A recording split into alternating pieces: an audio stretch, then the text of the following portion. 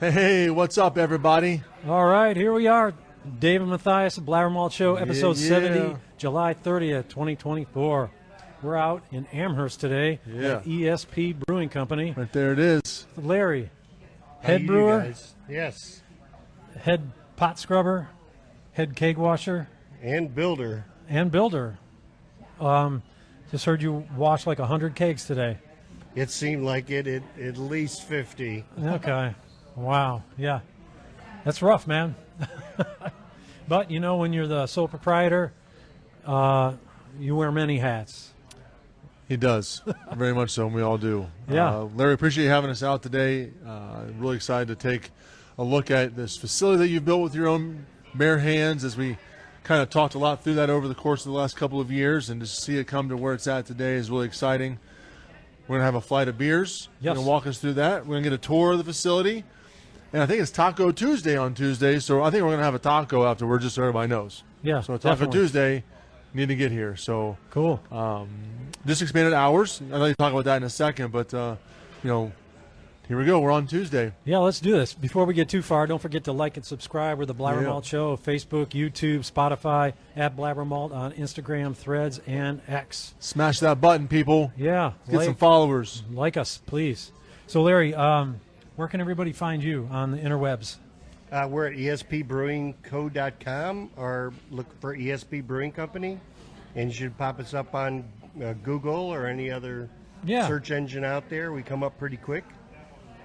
You guys have a pretty good presence on Facebook, I feel like. Yes. Yeah. My wife, Michelle, does a real good job of pushing us out there and informing not just the public, but our Growler member club. She sends out special emails about things that we're doing, and we have a pretty big following with about 100 of them out of 200 people come in regularly. Yeah, and I see occasionally you guys have bands out here. We try to have live music every Friday and Saturday night. Whenever there's rocking on the river in Lorraine, we kind of back off a little bit on Friday nights. Okay. Because we've seen a dip in our patronage, but we still have some kind of music here if it's on the jukebox or, people play music. Yeah, that's always fun. Come out, drink some beer, listen to some live music. Can't beat it. Nope, can't beat it at all. How was your weekend, man? The weekend was good. I was out in Atlanta. My brother had his 50th birthday party. Right. And flew down there with a bunch of family came in, and a bunch of his coworkers came in, and we had a couple beers, some Atlanta beers. Yeah. While I was there, I had the. So when you're out in not to cut you off, but when you're out in Marblehead, it's getting wrecked on the deck. Yes. Right. Yeah. So I should have thought of something for this. We're gonna make it up right now, right? Okay. That's the whole point of this podcast. When you're down in Atlanta, Yeah. what's the word of that? God, I don't know. Should have thought of So this. where are we at in Atlanta? Yeah, Roswell. Roswell? Rocked at Roswell. Rocked in Roswell. Yeah, there you So go. we're getting Good. rocked at Roswell? Yes. What were the beers like? They were pretty good. I had New Realm is in Atlanta. I had their Psychedelic Rabbit. It's pretty good, IPA. And Monday Night Brewing, I had the Field Trip American Wheat. Yeah, here's a sticker. Yeah. I got stickers on the wall for. Oh, okay. Monday night. Well, I want to check that out. Yeah. We'll check that out. Sweetwater. Did you try Sweetwater? Not this trip, but I've had their beer. Well, they got a beer. I think it's a 420 like Sierra. Oh, yeah, one of the yeah. ones out there. It's really danky good. Yeah. They make some awesome IPAs. Yeah. I had another one is actually Athens, Georgia, Creature Comforts, their Tropicale IPA. Seems to be everywhere. It's like their headhunter, down there. But I gave it a 3.75. There you go, Tom. Yeah. Where is Tom? He's supposed to be here. Tom was going to be here. Yeah. So you give it 3.75. Tom, that's Yeah. Tom's 1.25. So what'd you get up to? Oh man, this is another one of those work weekends, brother. Yeah. Just trying to plow through, get through, kind of a time out in Madison, working at Avon Brewing some, again, out in Medina for our 4-year anniversary. Yeah. This past weekend, which was pretty neat. So we had a 4-year anniversary. It was 4 years at ZZ's too, but no one cares about anniversaries at a dive bar, right? So, I do. we had a 4-year anniversary, kind of a crazy thing to think back to 4 years ago. We were just coming out of one of the craziest times in our history, and our government said we couldn't open when we wanted to open and made us wait until here in July, and so it's kind of that's a good celebration for us to be making through all of that. Stay open in Medina for 4 years. That's good. Yeah, really exciting. So that's kind of my weekend. Yeah, 4 years in Medina and working all the rest of the weekend. Nice. Yeah, it is what it is. How about you, Larry? You get any time away from the brewery this weekend? Do anything fun?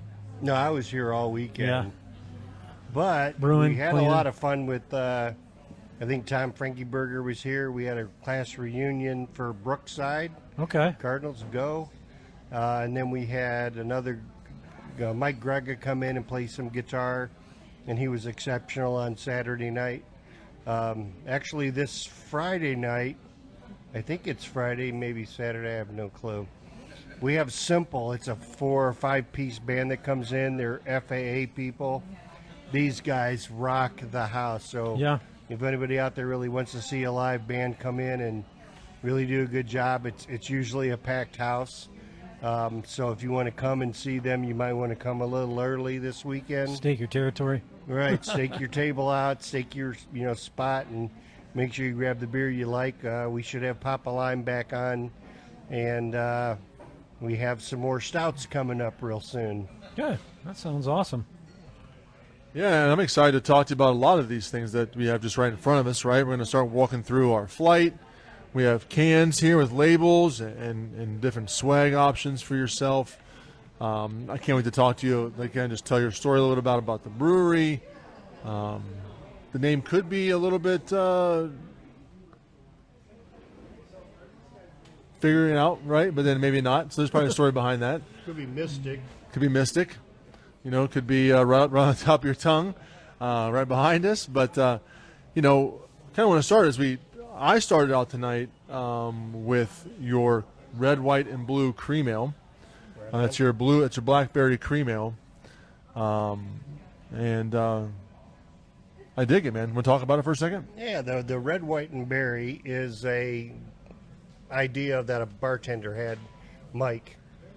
Big Mike had this idea about having a cream ale and putting the blackberry puree into it. And we made a small batch, and a lot of people was like, hey, where'd that beer go? Because they drink it pretty fast. So I made a bigger batch, and then,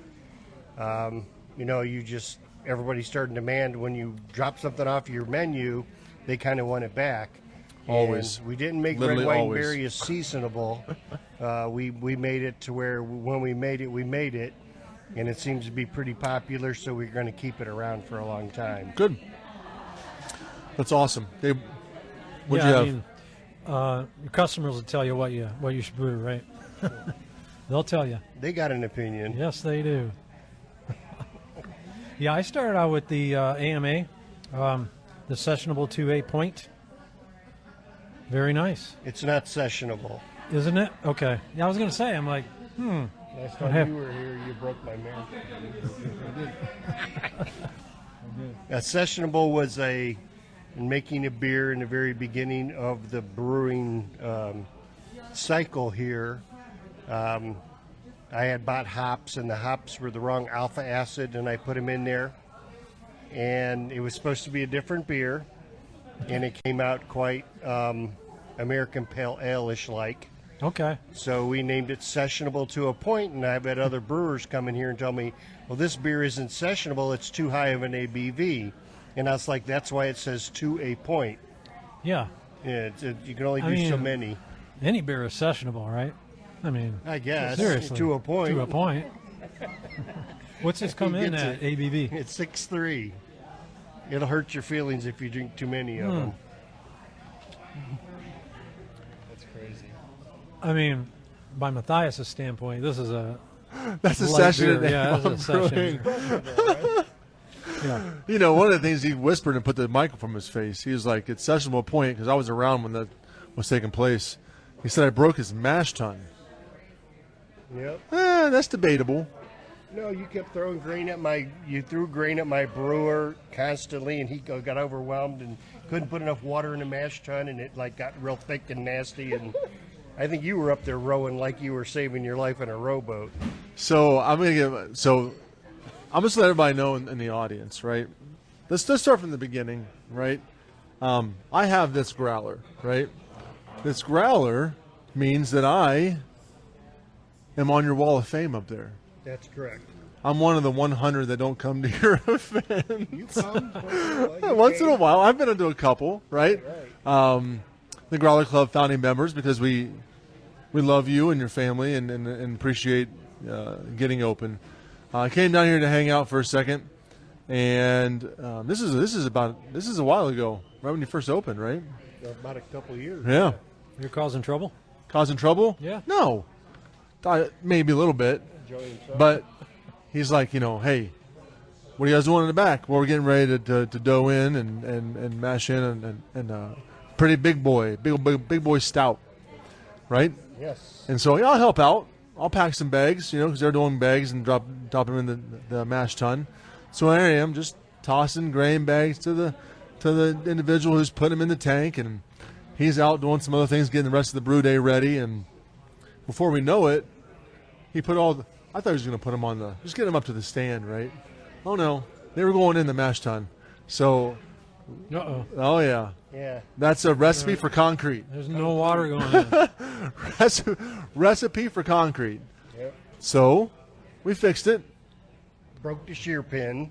I fixed it, but we had to. It was a row your boat kind of moment. So I didn't break the shear pin, but I had to row your boat to make sure that we got some help done for the day. So that was the extent of the day.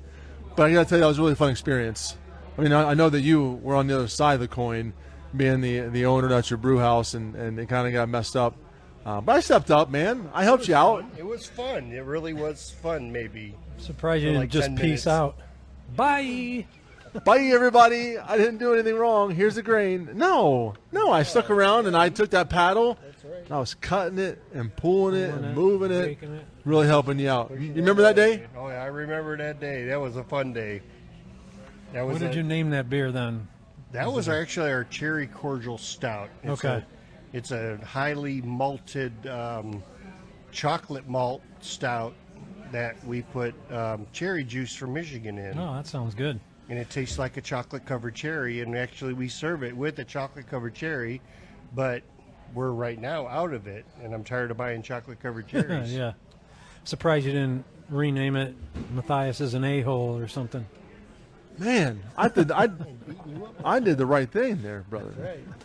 So before we get into some of these things, right, because I want to walk through some of your beers and the cans and all your swag and things you want to talk about today for our tour, what's our first beer on my list? It says that first beer is Hefew.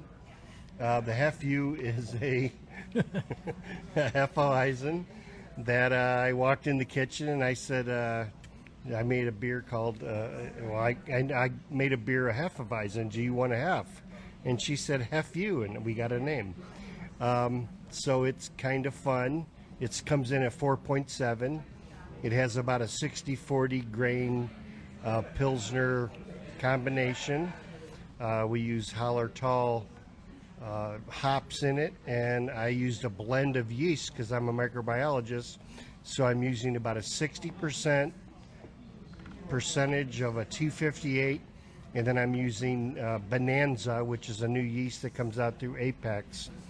And the Bonanza is, or maybe it's not Apex, I think it's Apex. And that's the other 60% of the yeast, and it's kind of difficult making the weight of the yeast correct because you have to know how much yeast you got to put in your batch, and then you got to pull off the weight of the 40% of the Bonanza and the 60% of the T58 after it's hydrated. And then that's kind of like a proprietary thing that I use in order to get the flavors of the bananas and the cloves in that beer. It's kind of technically difficult, but it's kind of fun to do because it's a real challenge. Yeah. Now, do you use those two yeasts in other beers, or you just? No, that beer's not used in any other beer. So yeast are not used in any other beer. No. So I got to tell you, this is a banana bomb. Oh yeah, it's lovely. I mean, it is banana bomb, right?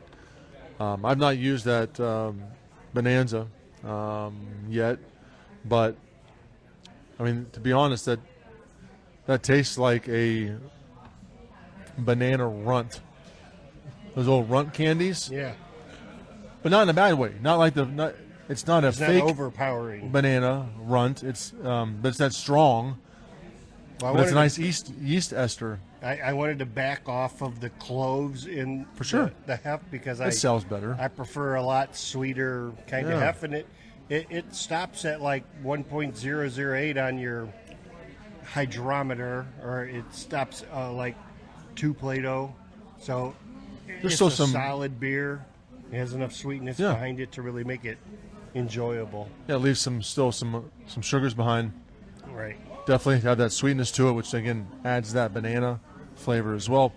Now, we've had the conversation with people, Jerome being one of them, that when you're brewing hefties, right, and you want to tease out that banana flavor more than you stress your yeast out. I think it's important to talk to you about that because again, your background, you mentioned you're a microbiologist, and yeast cultivation and science is your thing. Right. So, do you do any of those things? Do you stress them out a little bit higher temperature? Do you underpitch? Well, what's your thought behind all those things? In a hef. Sorry about that. Yeah, you want to pitch your beer at about 75% of your pitch rate.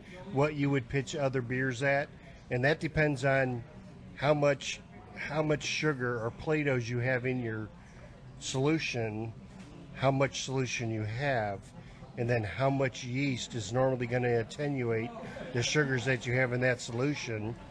And it's like 10 to the 27th or whatever, so there's like 2 trillion cells in a 5-barrel batch or twice that. So then you want to look at that cell count and you want to cut it back to 75% and then get your cell count and viabilities right, and then push that yeast into that solution. And then you'll see quickly that if you have a hydrated yeast solution, it'll really start like fermenting really fast. It's like in 3 hours you have like it's blowing bubbles like unbelievable. It's really nice, and it's really easy to crop yeast off of that for another batch.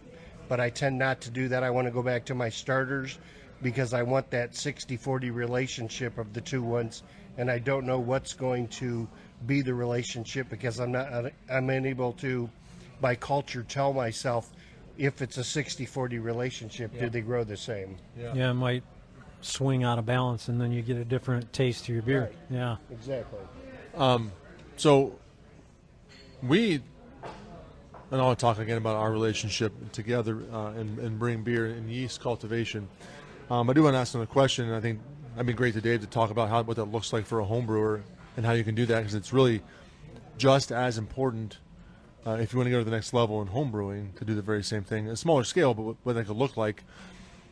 We've cropped from conversations with you. We don't do the 60-40 mix. We cropped our Heffy, Right.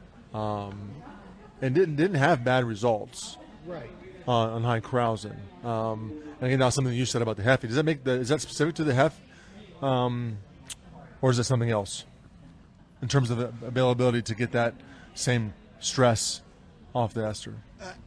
Some beers, some IPAs even, you want to be able to stress the yeast out because you want the esters that come off of it. Sure. Some of the esters that come off the yeast are guava or pineapple or other flavors that come off your yeast themselves, where you can just use grain in the yeast if you stress the yeast out and make them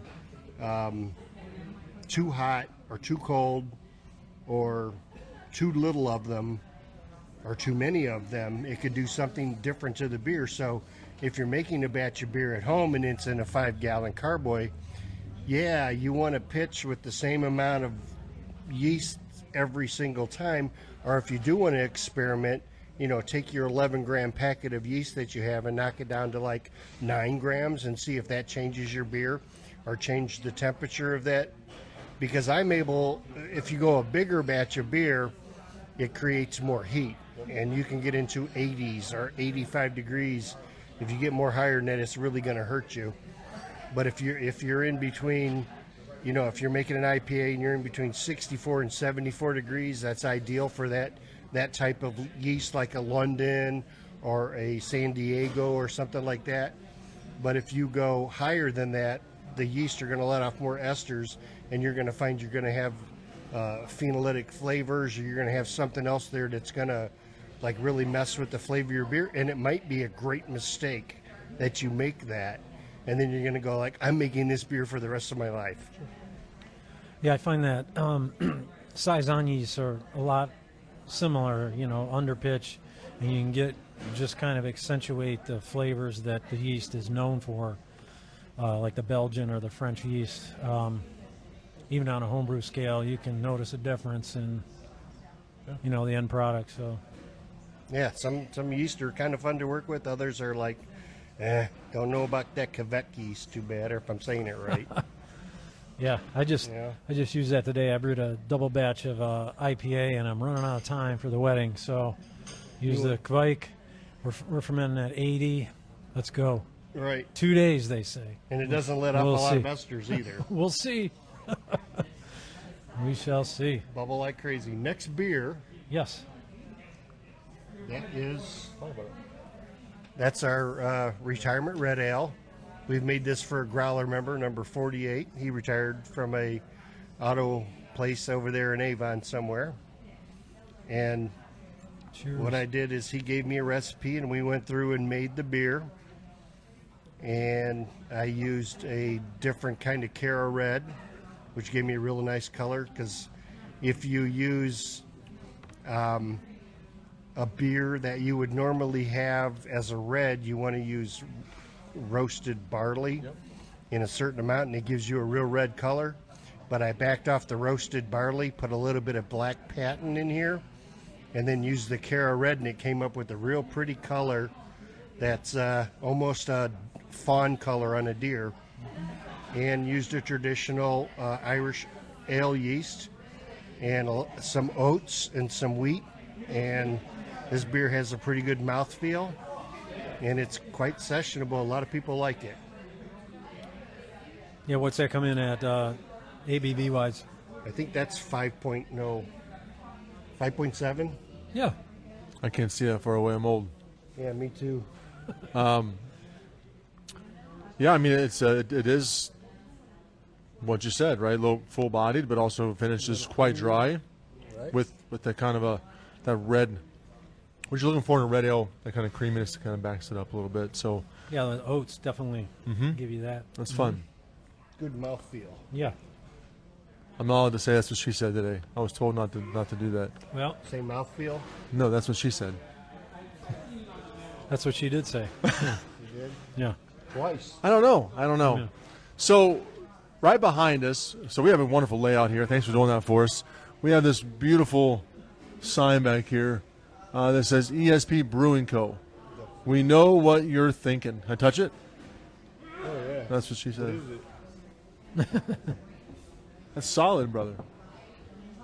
I'm not sure. What is that? It's drywall with paint. Are you serious? It's stone paint. Stone paint. Don't give So- away your secrets. Giving away all the secrets. Looks like stone. It taps like stone. It feels like stone. Feels like stone. Must be stone. That's what she said. Dang it, man. You're just throwing them all up there for us. Okay. Name ESP. Talk about that. Talk about why where we're at here. We'll sip on this red ale for a little bit. Tell us about the building before we do a tour later. Give us your vision. Tell us the name, why the area, all the things, man. Well, I started on the most expensive hobby that I ever had. That no doubt about that. In 2019, in 2017, I helped start another brewery, and it was too far away. I tried again with somebody else. It really didn't work out. So I decided to go on my own and really try to live my American dream. So I got permission from the township and did all the paperwork, and I have built things in my lifetime. The township said yes. I started my construction, and COVID hit. So I couldn't find anybody to help me in a sense because everybody was unemployed at the time. Everybody was on lockdown. And all during that time, I worked here during the day with a couple of friends, and we built the entire building. ESP is the brewing company, and everybody asks me what it stands for, and I've polled about I don't know, 20,000 people coming in here, and most of the people say it's extrasensory perception. I don't have that, but my last name is Esper. Extra small personality. Sure, I wasn't thinking that, but it's not what I was thinking. Extra special place is how we think about it. And if you have the ESP disease, dude, don't tell people about it. I didn't name my brewery that, brother. Hey, whatever. No, so it's not after your last name. It is after my last name. See, you almost got me again. 3 letters in my last name. It's not extra small personality or the other thing. Busted. Person. Extra small person. We can have like little people here. You can have that wrestling here they have over at Railroad. Yeah, man. Think about that. No, I don't want to think about that. Me neither. I want to think about that. So ESP is kind of your name, right? Right. Larry Esper. ESP Brewing. Wonderful, right? It is you. You did all the work yourself. What structure are we looking at here? What was the process behind this? About the building itself. The building and the brew house. Well, we toured a bunch of different places, and we fell in love with this place in Pensacola, Florida, called Little Madness Brewing Company. It was a pole barn, a steel pole barn, and they had 2 coolers on one wall and had a mezzanine, and the bathrooms were underneath the mezzanine. It was really kind of cool, and I flipped it sideways. I put my mezzanine in the middle of the building, and then she said industrial, because we tried to find a Zoltar machine, and they're $30,000. Ouch. To have a fake thing tell you your future. Spit out the ticket. Yeah. It's a great movie. I know. Tom Hanks did well. Isn't that Tom Hanks? Yes. So we decided not to go with the gothic ESP kind of extrasensory perception Illuminati thing, even though we did name a beer Illuminati for the eclipse.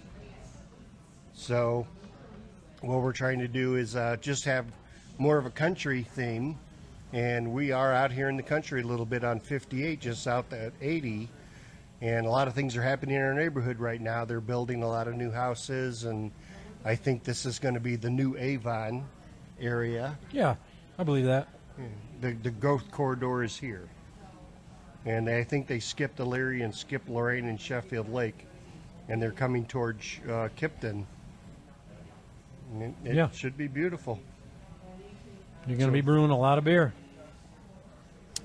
That's Lots awesome. of beer. So I want to talk about some of your cans, but let's have the third beer. There's so you called that the Allomalicious?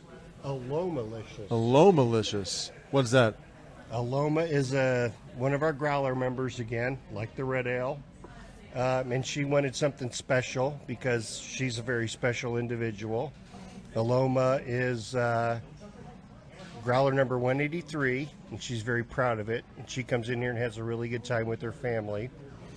And I says, yeah, I've made a recipe before for my wife, Michelle, and I'd like to make that recipe, and then we can try to name it after you and see if we can get that going. And it is actually a pina colada beer. The song Pina Colada, getting caught in the rain, and if you're not into tofu, then you must be insane. I'm not sure if that's how it goes.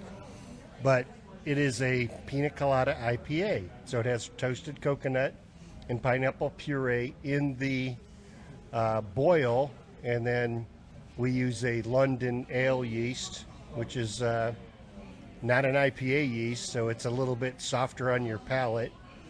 And we put pineapple puree in the secondary, and then let it sit for a while, and then pulled it back out, and it's pretty tasty and creamy. We'll take that. Yeah, and today it's served with a pineapple chunk in it. And we put pineapple chunks in some of it. Yeah. Prost. So what do we got here? Talk about these. So you guys do your own. Have you been canning your beer? Yeah, Matthias wants to talk about your cans real quick. So we can beer. I can't talk about his ESP anymore, so I got to talk about You're not talking cans. about my extra small personality. cans. Cans. So we got cans going on. We're going to sell them at the brewery at first, and then we'll slowly get them out to a couple small stores. We believe in mom and pop places around here. So we're not going to try to go out and get into big stores yet, or ever. So we got most of our headliner beers. Our Chicky is our #1 selling beer, and I am not smart enough to make enough Chicky all the time, so we're halfway out of it some of the time. That beer is after my sister Chicky that had passed away, I believe, early in the 2020 or 20, I think it was 2003. Yeah, no 20s. And she suggested I go into the medical laboratory science field, and I did, and then that what has made me a microbiologist. So I nod to her and thank her for that piece of advice early on in my life. But some of the other beers that we have, the next one up is going to be a smoked maple porter. And a friend of mine in a wine club that I belong to, I used to make a lot of wine, gave me maple syrup and told me to make wine or beer out of it. And I made beer. And he said he never wanted to run out of that beer again in his life. He loves the maple porter.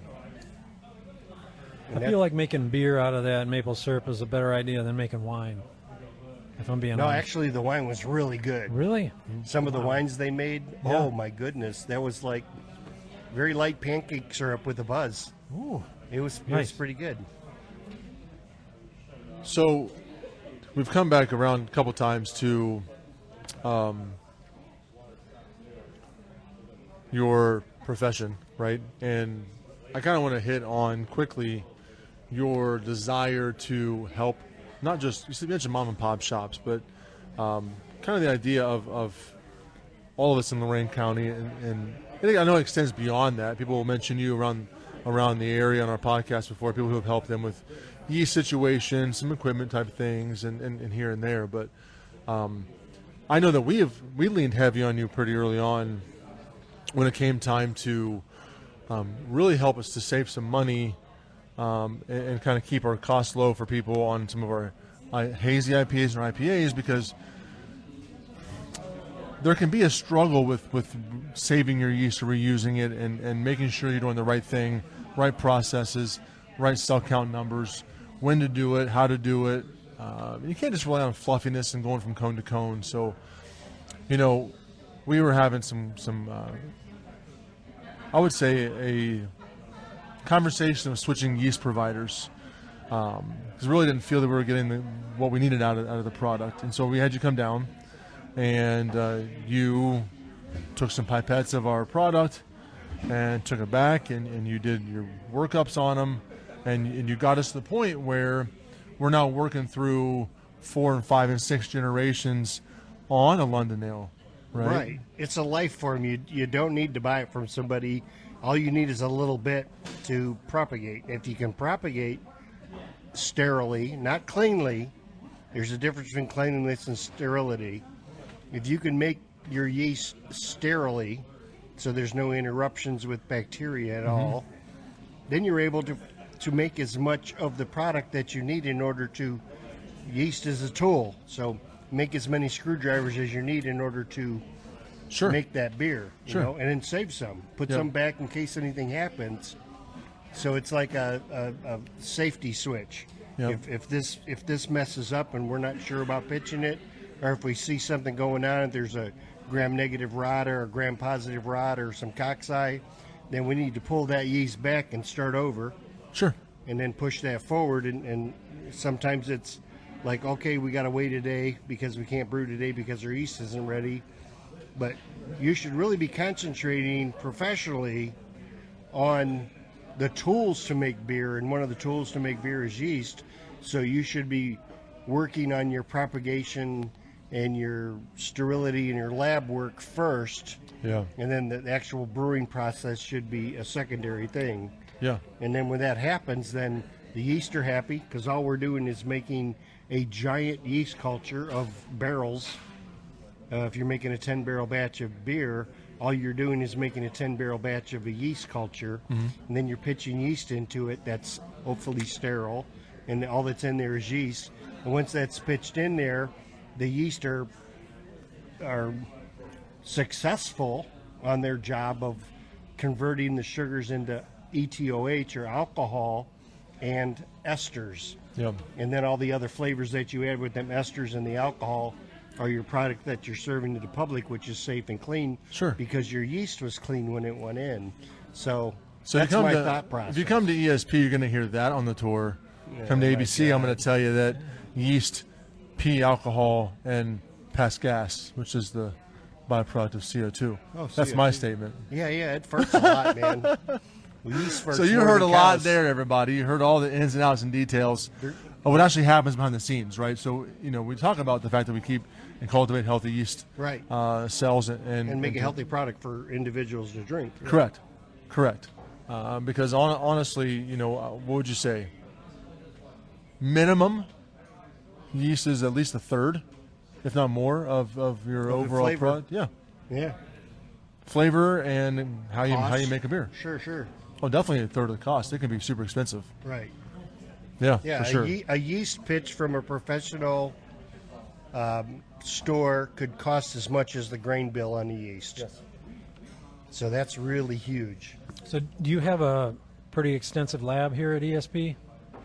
Or do I you got do a this work? countertop. And, Okay. Yeah. I didn't know if you did it off-site. No, and I clean do it all earlier? here. Yeah. Okay. It's Erlenmeyer flask and stoppers and bubblers and Yeah. everything that we all already have. Yeah. We just all don't know how to do it yet. Yeah. So that's the idea, is how can I get the information out to other brewers all across our region and say, hey, man, be fatheads, get a full lab going on, do Yeah. something that's going to be bigger. So do know? you plate out yeast and store it? If for I have a future? problem with my beer, I do. Oh, no, I freeze yeast, and I have a system of ABC. Okay. A is my mother, B is my monthly, and C is my weekly. Okay. So it's kind of a weird thing that I do, taught from the microbiology. That's kind of the habits that I've So do learned. you grow your own yeast cultures, Sometimes, or do you buy pitches? I will buy dry packets and then Okay. make my own pitches, but Okay. I propagate them. So I use a very Save a little small amount. back, and then use that as I like use your, I use a Okay. small amount, then propagate it up, and then I pitch it. okay. That's why I don't make a lot of beer all the time, Yeah. because You got to make sure you have the right culture No, it's to go in. Yeah. it's good. Let's try this last beer. I'm gonna grab the camera, and maybe we give us a tour with Dave. How about that? the brewer's a mess, but yeah, Yeah. there's a chunk of Now, pineapple let's get, in there. Let's get Jay. He can be the cameraman. Yo, Jay. Jay Bone. What's this? I'll get him. Smoke porter. Oh yeah. Talk about the beer. So the smoked porter has maple syrup from Stumpwater Maple Farms down in Sullivan, Ohio. So Okay. we pull our maple syrup from a local guy that taps about 3,000 trees, Wow. and we put about 4 gallons per 5-barrel batch, and we use 2 kind of smoked malt in it. Okay. One smoked malt is, are we leaving? We're gonna go on a little tour here. Is mesquite, and the other one is a beechwood smoked malt. Oh yeah. All right. Where'd Matthias go? Did he go to the bathroom? He's notorious for that in the middle of the show. All right, we're gonna check out the brew house. Walk back. Yes. I've been quite cleaning today. Yes. There's a lot of bright stuff in here. So we're small. We have 2 7-barrel uni tanks, a 2-barrel uni tank, and 2 5-barrel uni tanks. We have a 7-barrel mash tun, a 7-barrel hot liquor tank, which is really undersized. It should be 14-barrel. Yeah. And we have a 14-barrel boil kettle. But I use my boil kettle because it's gas-fired in order to make my hot liquor. Well, It's Smiley Lion 213. well, we got back in the brew house, and it's a giant Faraday cage surrounded by metal, and it was killing our internet connection. So we got to come back out here. Looks like you got it online though. Okay, well, that's good. So maybe it didn't drop us totally. You can take a look at the bar. Since you broke the internet last time, Dave, you talked about the cooler with all the stickers on it earlier, some dart boards. When you walk in, the first thing you see is this wonderful kind of fooder.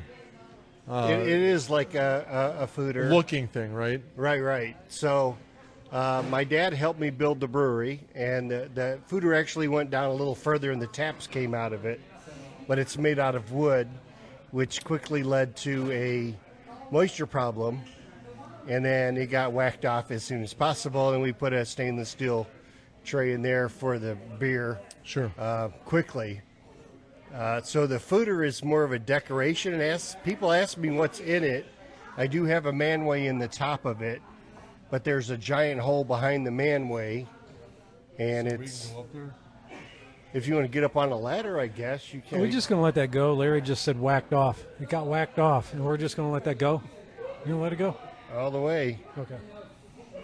I mean, when the name of your brewery is ESP, you whack it off. So It's the fine. fun is a little Illuminati. I have a barrel-aged cherry wheat. So when something runs out, I got a backup. I can put it on.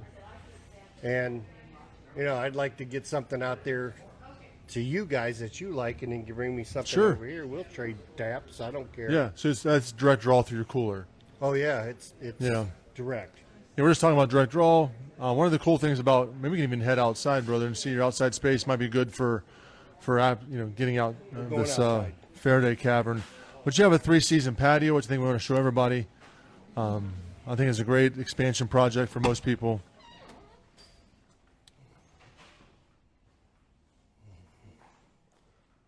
So plenty of seats out here in this almost like a 4-season room. It's warm.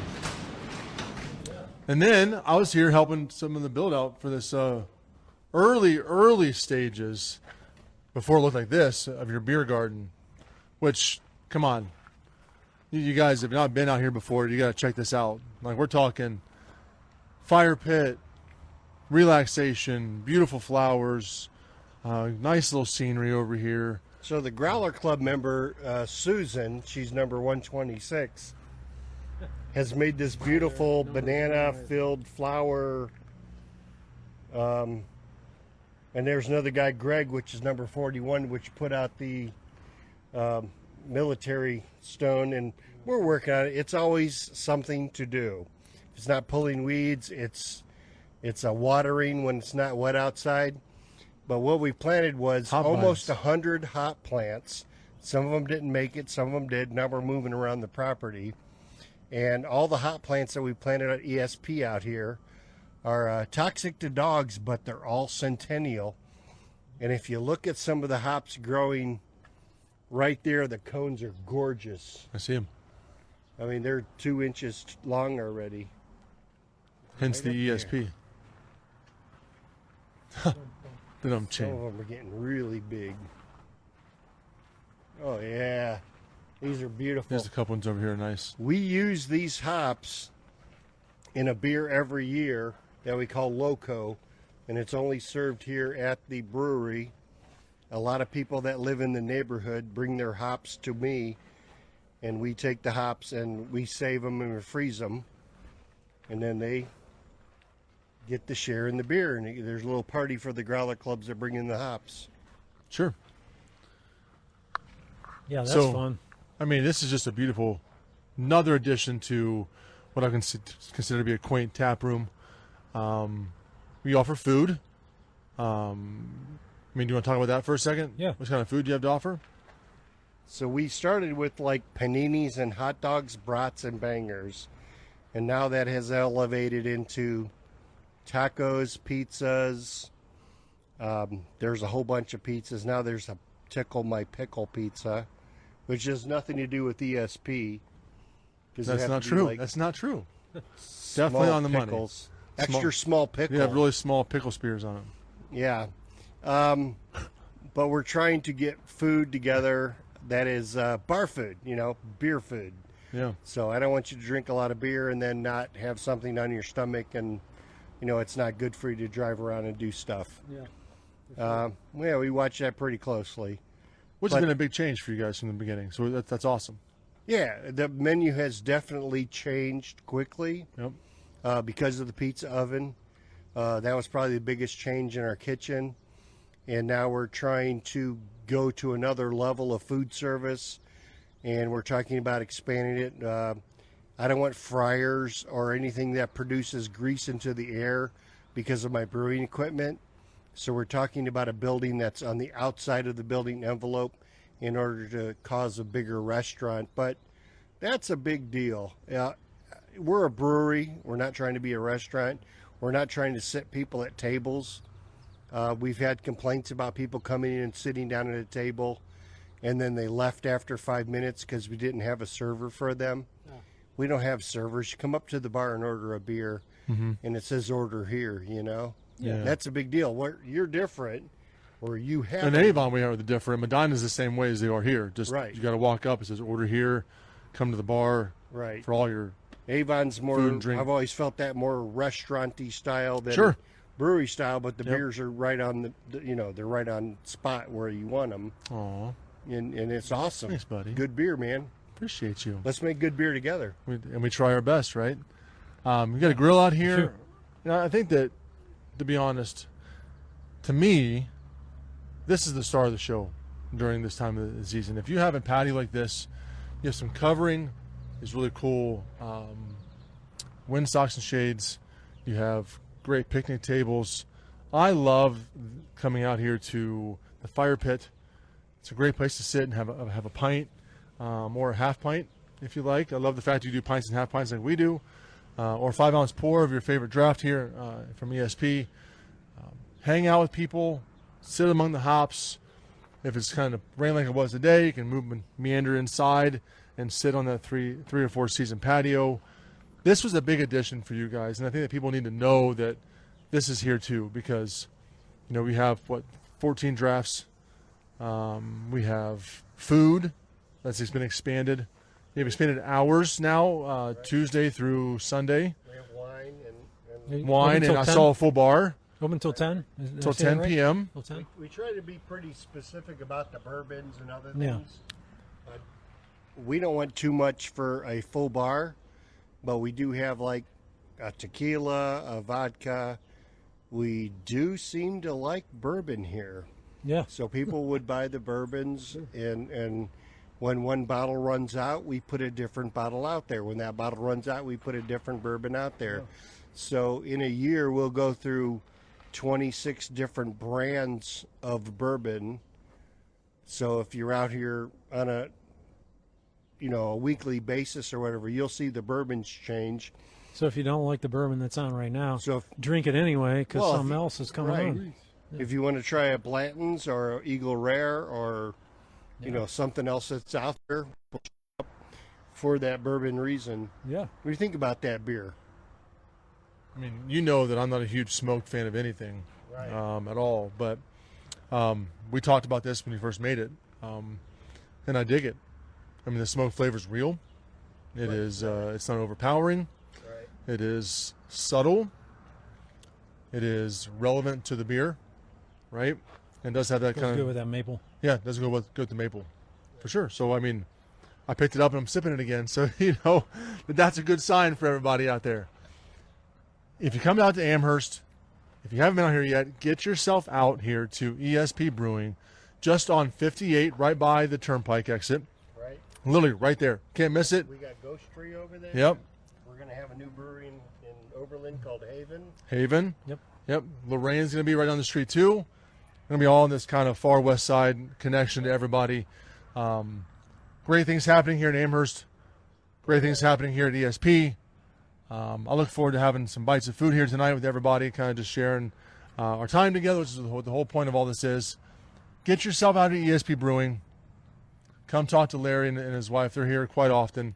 This is their livelihood. This is their love. This is their passion. This is their building. This is them. So American dream, brother. living the American dream. Right on. Anything else to add, bro? No, I don't think so. If you have a brewery or if you own a brewery and you want to be on the show, get in contact with us. If you love a brewery, tell them to contact us. Yeah. And we'll have them on. We'll come out and visit, and they come in the studio. Absolutely. Don't forget to like and share. We're the BlabberMalt Show, Facebook, YouTube, and Spotify, at BlabberMalt, Instagram, Threads, and X. And if you don't like the fact we had jokes about ESP, small pickles, and all the fun tonight, Small pickles. we're good. Small So pickles just- taste great. You can Like email us if Picarelli's. you want, but You can email We're us at gonna ignore- blabbermalt@gmail.com. Tell We'll ignore Dave those. that he's a 13-year-old child. Extra special place. Or Larry Esper Brewing. So until you guys get out here, hey, until next time, stay malty, stay malty, Cleveland. Cleveland.